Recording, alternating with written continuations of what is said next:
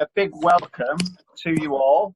It's great to see so many people. Some of you have been on our webinars before. This is a Your Big Pick webinar. We run them every fortnight, and we delve into a topic around engagement. And for those who haven't joined before, Heidi and Sandrine and Pam, I would like to take you through just a few basics. We're using Zoom. I find it really intuitive to use. Just a couple of basic things about it. In the top right, you'll see you've got gallery view and speaker view. That's something nice to have a little play around with. I like gallery view. So if you've got that on, it'll show you speaker to toggle between. We're not going to do any introductions, and the reason for that is just because of time, because I'm really a stickler for time, and I want to finish promptly at 12:30 so people don't think they have to take up any more time out their afternoon for future events. There is a chat window to the right hand side, and you get to that at the bottom of your window. You've got a little chat bubble with 3 dots in it, and if you just want to go over there and type something, if you want to pop your LinkedIn address or any profile or your website or anything that you think would give people a sense of who you are and what you're doing. I will leave your mics open for the session, so be aware that we can all hear you. If I find there's some background noise, then I'll turn that off. And I'm really interested in your backgrounds, because what's amazing about these sessions is that the experience that comes together and the different ideas. This is all about agile working for business outcomes. Actually, since putting the title together and speaking to Craig Jones Stanley about this, I think actually we've moved slightly away from that to focus on a particular idea. And that, because it is an idea, it does come with a few risks. And I don't mind tackling these things. I think it's more interesting when we put some ideas out there. I'm going to frame that idea in the context of big picture, which, for those who haven't looked at the website or know anything about me, is an engagement tool that companies use for their people development. So that's induction, training, and performance, and also their business development, taking where the business is now to where they need to be, but weaving employee engagement, putting employee at the center. So please look at Your Big Pick and at yourbigpick.com. Hi, Gary. Thanks for joining. Sorry, no, that's fine, Gary. We're just getting started. I covered a little bit earlier whether you've got the prop printed out. If you have, just hold that up to the camera if you wouldn't mind, which is what I put in. Looks a bit like this. This is my kind of live copy that I'm going to be following along with. I don't know if you've all got that. I love whatever's on Heidi's wall behind her, but we haven't got time to be distracted by that. Maybe you could do a whole session on that, Heidi, another time. I can do it. Their post-its are kind of distracting me a little bit. So, yeah, thanks for joining. It looks fab what you've got behind you. I can't wait to hear what it is. I'm going to be, if you see me doing things here, that's because you could follow along in the same way. So the idea we're going to have, I'm going to demonstrate as we go. I always like to start with a little game. I don't know if you've played it before. You've got a pen and paper handy, so you don't have a brain freeze. It might help. The game is called Zip, Zap, Zop. And what I'm going to do is I say zip and I say a name. So put your mic on. And I say zip Craig, at which point he would say zap somebody else. And then that person says zop somebody else. We'll do a couple of rounds. It just gets us working with the technology and a bit more comfortable in each other's space. So if you're all happy, let's go for it. So I'm going to go zip Richard. Zap Gary. Oh, got a bit of confusion then. All right. Oh, I didn't think of that. It's two Richards. That's poor. You see, that's me not paying attention. So I'm going to go zip Richard C. I'm still going to go zap Gary. I don't really know what I'm doing here. Zop. Sandrine. Okay, Zop. Sandrine. Zip, zap, zop. So ID zip. Let's see. Chris. Wait, zap Chris. Okay, so I'm zap Pam. Zip Craig. I will zap Heidi. Zop Richard M. Zop Pam. Zop. All right then, Martin. Thank you. Back to me. Do you know what? I've played that game 3 times and no one ever comes back to me and I have to jump in. I started the game, so I think it should always come back to me. Anyway, enough of that. It just gets us working. Judy Reese is doing some great work around disrupting the webinar and coming up with different ways of using the technology, making best use of time. I would recommend it. It's a little formula that I'm trying. She does the whole thing with breakout rooms and everything. It's really good. Anyway, down to business. The way we split our time between now and past is we'll share a little bit of related experience between Craig and I.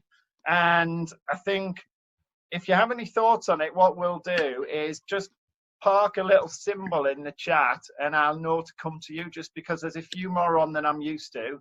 And I don't want to waste time by putting someone in an awkward position. So just put a full stop or symbol or something in chat if you've got a point to make, and I'll try and come to you. If you can raise your hand, even better. So this is about agile working. This is based on my experience of working in organizations in the financial sector and also public sector in the UK, where I've seen agile projects work in some ways better than others.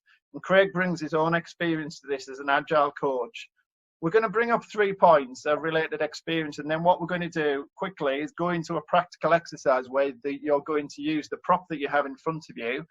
And I hope this is an original idea, and I genuinely haven't seen this anywhere else. So I do take a bit of a risk in front of such an experienced audience that there's an obvious reason why this is not a good idea, which would make for a rather humorous webinar, given that it's recorded, and I hope you're okay with that I put my reputation out there, and there's a really good reason why this is a bad idea, but I'm going to run with it anyway because I like taking risks and I like the discussion. I think agile projects have a particular language associated with them, words like Kanban, Scrum, Burn Down, just 3 off the top of my head. My experience is you're either in that crowd and close to it, or maybe outside that crowd and it's something happening over there, and because you don't understand the language and thinking about the business overall, which is going to be one of the themes of today, you may not feel that you're in that in crowd. And we're going to talk about how to engage with those people who aren't particularly knowledgeable or feel a part of that agile project at the center. Over to you, Craig. The board point that you made with me last week, I think was a good one. Okay. Oh, so the board point. Yeah, what the board wants versus. Yeah, sure. So I think the main thing that distinguishes agile working, certainly one of the benefits that a lot of business people are seeing, is this sense of connectedness as a team, but also connectedness with the customer, reinforcing this customer journey, customer experience, customer first principle, which is the opportunity, but it's also a real challenge for some businesses that may still be more traditionally minded, and therefore typically have an executive sponsor that sits either within the board or within the senior management team that wants to direct and control what the project team is going to be doing, and that generally drives the time and cost measure, whereas a more mature agile operation working to deliver different value propositions or digital channels into the customer, they tend to want to see a benefit that they observe from the customer. So do they have customers sticking longer on their sites? Do they see sales increasing? Do they see more referrals? And those are the real tangible business results. So in summary, there's a real maturity between those agile practices that are top-down driven versus those that are empowered and aligned to the customer journey. And measures is a big factor, but the behaviours and where the pull comes from is the bigger challenge, but also the bigger opportunity. Yeah, that's great, Craig. Thanks for that. And what I picked up when we were discussing previously is my passion and specialism and interest in the bottom-up behavior in businesses. So the fact that employees have a voice and a story to tell, and sometimes that bottom-up thinking, that emergent thinking, can be at odds with the top-down thinking. And of course, in a traditional hierarchy, it's the top-down type business. And I know we've got Richard Copley on here, and I don't want to go into this now, but I've just thought that's a nice connection into some of the chats that we had previously about building your team around the customer using processes and getting that right, as opposed to coming at it from top down. So I must move on. The third point, and this gets us into the practical, is that the pivotal role of the product owner. And the idea I want to bring to the group and us to practice this a little bit, and I'm going to challenge you to think this through, for an Agile project that you've been involved with either now or previously, the reality of it, that product owner has what I'm calling a daily reach. And I've struggled with that phrase a little bit because I don't know if it exists anywhere. The daily reach I've defined as being those stakeholders, to simplify it, that the product owner is able to work with and maintain contact with on an almost daily basis. And I want to introduce the constraint of time, because it may not, the time is one example, but there may be other environmental factors which limit the ability of the product owner to engage with different people in the organization. Now, if they're directly involved in the project, then great, they're involved. And as an Agile project, you would expect that maybe to revolve around the customer, because Agile projects are around customer and the value that that brings. Equally, as Craig has said, they'll have contact with their senior management in order to ensure that the objectives of the project are delivered. But I'm talking about the people who are not directly or even initially or at the first level of indirection. So people who are not involved in any way with the project. And the question and the challenge I want to bring to is, why should we matter about them? Why should they have a voice if they're not directly or indirectly linked to the project? And I still believe they are still telling stories about the business. They are still attracting talent to the business. They may work in a warehouse somewhere else. They may work in a satellite office where the development is not going on, and they may feel separate. And we're going to explore a little bit what it means for those people and how potentially to engage with them. Before I do, I want you to get your prop ready. I want to go into a practical. So what I want you to do, I'm going to switch my camera on, and I will be asking you if you're happy to share this. So this is my prop here. And what I've done is, in big picture terms, this is a simplified version of the big picture board. At the top here, there's a place to put the purpose of the business and the name of the business here. So what I'd like you to do is just write in the top left here the name of the business. So you can't see what I've written, the camera's not that good, but in the top left, I'd just like you to write, if you have an example to hand, I'd like you to write what the name of the business is. And I'd like you to write it in that top left. And next to it, just to the right, I'd like you to write the purpose of that business. So if it makes furniture, the company name might be Furniture Incorporated, and the purpose of the business is to make bespoke furniture. So we're always working under a heading at the top that describes the purpose of that business.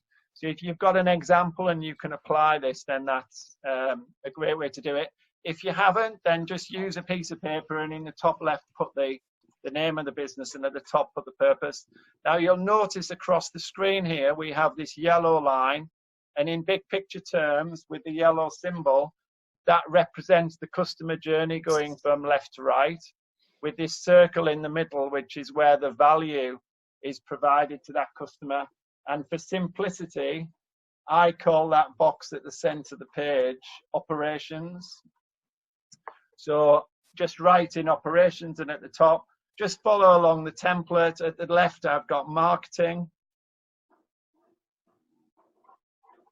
your writing doesn't need to be very neat. And on the right-hand side, you've got customer care. And this is a simplified form of the big picture template. And what I'd like you to think about for the example that you have in mind is if you look at the role of the product owner, because we're focusing on that in terms of engagement for an agile project. Can you take this team symbol or just draw a stick man or whatever, but I've got this team symbol here.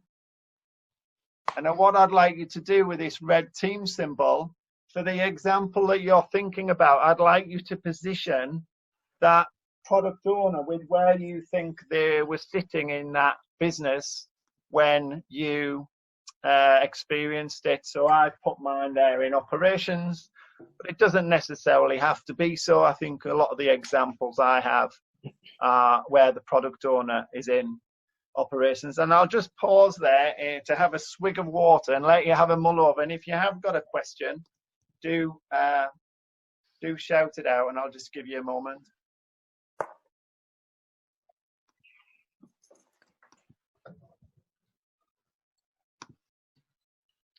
So hopefully from your faces, I've got people doing stuff, which is great. And what I'd like you to do now is to think about the concept of the idea that I said earlier, that product owner may be limited in their ability to maintain stakeholders far and wide across the organization. So what I want you to do is take your pen, and I'm sure I'll put a pen somewhere, a thicker pen. And what I'd like you to do is to draw, picturing the product owner that you have in your example. I want you to draw a shape, a bit like a bubble, as to where you consider that product owner's daily reach to be. So I'm just going to turn mine off because I don't want you to influence you so much in this example. So I'm just going to draw mine, and then I'm going to explain why I've drawn it in a certain way. And on this version of the big picture template, I don't have the management and administration at the bottom, nor the relationships at the top, but I'll explain why that's relevant in a minute. Be as creative as you like with the shape, and just think about what is going on. Craig, from your perspective at this point, do you want to add anything in terms of interpreting? We've chatted about this previously, so a different point of perspective might be useful. Not so much. I mean, the exercise, as we've discussed, is to explore that daily reach that you described. So, what's the boundary within which the product owner is effectively collaborating on a daily or otherwise basis, and who might be outside of that you may wish to connect with? Yeah. Has everyone been able to have a go at that? I'm going to bring mine up and show you, and then I'm going to explain why. So the reason I've ended up with this shape, that in my example, the product owner here, I felt had a good connection here with the senior management team, which are represented at the bottom of the page. And by definition, they were in touch with the customer journey from left to right, because with it being an agile project, they were able to demonstrate their understanding of the customer journey. But what it left, and if I had a different color pen, were kind of areas here and here. And I'm just interested at this point, and I'm going to, whilst one of you or two of you are talking about it, I'm just going to share a link in the chat. Would anyone else willing to kind of share the shape that they've got, and more importantly, explain maybe their reasoning behind it? Well, bizarrely, I've got the same shape as you. Wow. But unfortunately, I've got the bit down the bottom as development, not senior management. Can you explain the difference then, Richard, please? I just thought that like the same logic as you, that the scope has to cover the whole customer journey, but product owners, presumably as a result of the feedback they're getting from that customer journey, are spending significant amounts of time in the continuous development of the product. So they must be engaging with product development, systems development, similar development resources to get the thing changing and being incrementally improved all the time. So Yeah. I just put development as a box below operations, and I drew the same shape as you did, but I had that lump at the bottom just over development. Nice. And would you, if I've sent that link in there, what I'm doing, and some of us will be more familiar with the Jamboard or not, I'm just, while somebody else maybe describes, I'm just filling in my shape on top of the more elaborate version of Big Picture. So if you're willing to have a go at that, great. If it doesn't work for whatever reason technically, then that's fine as well. Pick a different color and a brush. Would anyone else describe, and if you want to go for the low-tech approach, you could just hold it up to the camera and describe it?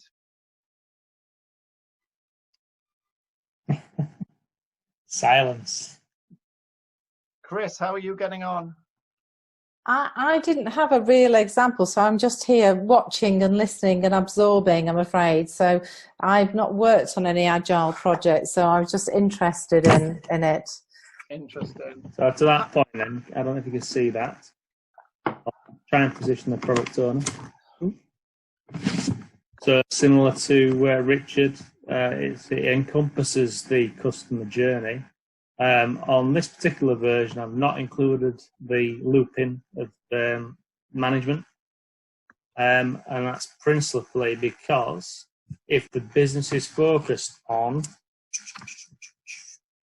what it's measuring in terms of its customer, then they'll see those KPIs and how they're shifting routinely. Yeah.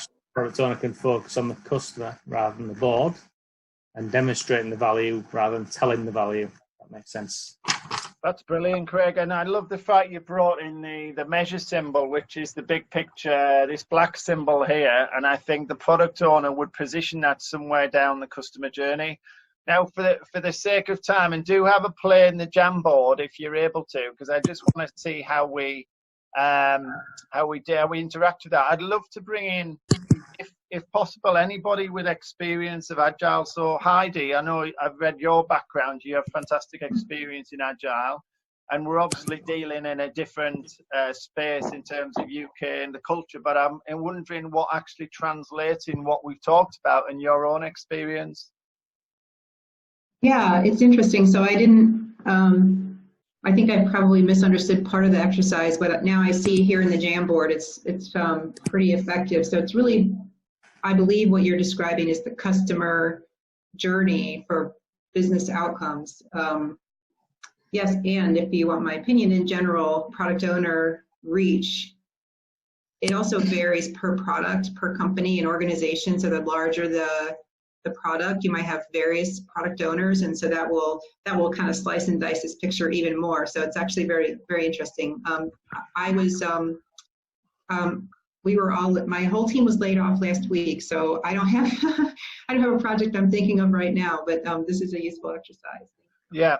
Heidi, when Craig and I were discussing last week, we were talking about the different shapes that might result, and we actually talked about the size of organizations. And if we're in the Jamboard now, if you can just look at it to give you an example, if I can choose a color that no one's used, then we were discussing, if I use the black color, for instance, then you might get, if I use someone's post-it, I don't know if Heidi, that was you to put that on there, in a big organization where there are environmental factors which limit the daily reach of the product owner, you might end up with something actually quite limited. You'd still cover part of the customer journey, but actually it's quite a thin slither. And I call that like the customer corridor in some of the research that I was doing. that would represent, so it's not the customer journey, it's like it's defined by the customer journey. So you're always going to get a left to right pattern, but actually you can see there quite scarily the product owner has been influenced and affected and inhibited by the environmental factors around them, and therefore that's created quite a small, relatively small daily reach. And if I were then to look at a small organization in, I've used blue, so I'll use a different color. I'll use green. As in another organization that's quite small, and for want of a better expression, the product owner is pretty much all over it, then basically the product owner is able in their daily reach, and I'll add a bit to the bottom, is able to cover all of the stakeholders in each of the different areas. And to speed up a little bit in terms of those shapes, and before I do, I just want to come to you, Pam, because I know I asked you to think about your experience, and I know you've spoken to Ed, so I don't want to miss the opportunity to come to you. What are you hearing at your end, and how are you relating what we're talking about? So I think for me, because it wasn't an agile project, but I was the only one who, so I'm more behavioural agility. Ed is the Scrum Master, so he's more product based. I'm about the people. And the thing that I'm thinking is I ended up inadvertently as the product owner, even though I kind of wasn't meant to be. And the product was a piece of training. And I had no reach. I had literally none. I tried really hard, but nobody wanted to talk to me because I was completely cut off from all the people that could actually support the project. So it was just me, myself, I. And it went through so many different changes, which weren't, I would feed back, nobody was interested, and then someone from senior management would say, oh, we don't like that, it will take too much time, so I'd have to change it again. So, yeah. And I think the point on there, Pam, and what I love about what you're saying, this is why I like to bring new ideas. Oh, there we are, look at that. You've got I'm outside. You've gone way up to the, I'd love to unpick that. Unfortunately, we haven't got time, but what I discussed with Craig, the exciting thing for me is that the different shapes that we interpret based on that definition of the daily reach, and it might not even be the right phrase, but it brings in, I like to distill things down to be as simple as they can be without being any simpler, which is daily is a constraint because there's only so much you can do in the working hours, in the environment in which you work, and your reach is your ability. A bit like the figure that you can only maintain 150 friends, or in your community, the old Facebook algorithm thing. There's only so many people. We'd like to think the product owner can reach everywhere, but actually, in my experience, they're limited. And the question comes, well, what do we do with the people outside? And although we're timing out a bit on that, the fact is that to the people outside of that daily reach, what do we do for them? And that's where my idea extends to then using skills and facilitation and tools to actually extend that reach, but using different methods, not agile methods, because they're all covered in the textbook and there are people better than agile than me. However, big picture plays a role in extending that reach and engaging with people outside in that warehouse, in that satellite office, because their voice counts and they've got a view and an idea. And I think in simple forms of engagement, the big picture can do that via its kits, its workshops and its programs. And I am going to time out, and my power cable dropped out, which is why I looked really nervous, because I can see my battery disappearing. And in summary, because I do want to finish promptly, anyone with their hand up to kind of reflect on that idea, have I given you something to have a little think about and take away and follow up with? Anybody with any reflections? Craig, go for it. Yeah, I mean, this concept of outside of the sphere of influence, I was reflecting the point earlier that depending on where that sphere of influence actually sits, whether it's more focused on the management or more focused on the customer, was a key point of having a better agile outcome.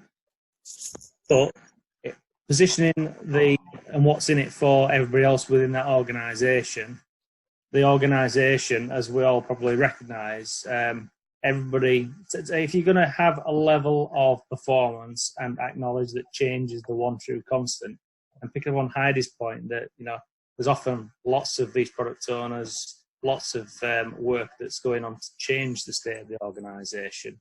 I think the bit that's important is keeping the right people on the same page and communicating effectively how things are changing and why things are changing. And to your point, Martin, there are few tools that help frame visually that context that can help people nudge the business forward.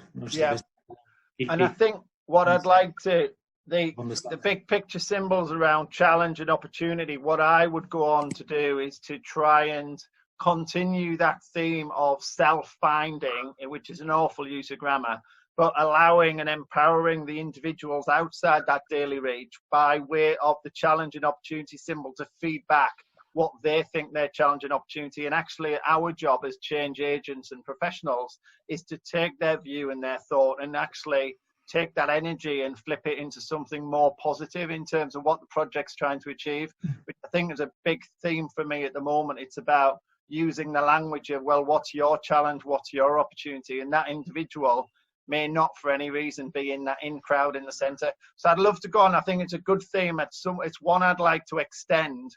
I'd just like to wrap up by saying the energy by joining and sharing, and I know I haven't been able to get to everybody this time, but that's partly due to the numbers on. I really appreciate it. Please do look out for a couple of things. Every 2 weeks I run a webinar around a theme around engagement. We publish the next 3 at every point, so there'll be 3 on the website, yourbigpick.com/webinars. There's a link at the top.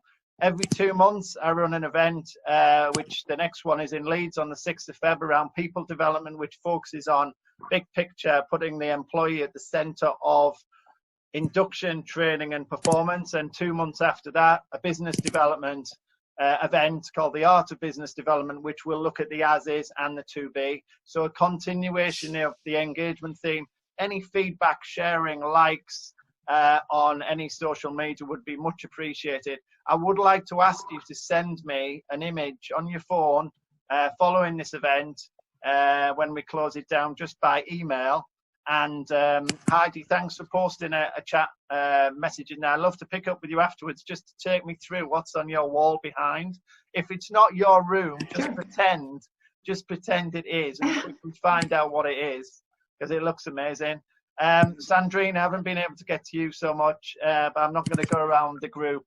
Thank you so much. Have fantastic weekends, and I look forward to you joining a future webinar, and thanks very much. Thank you. Take care.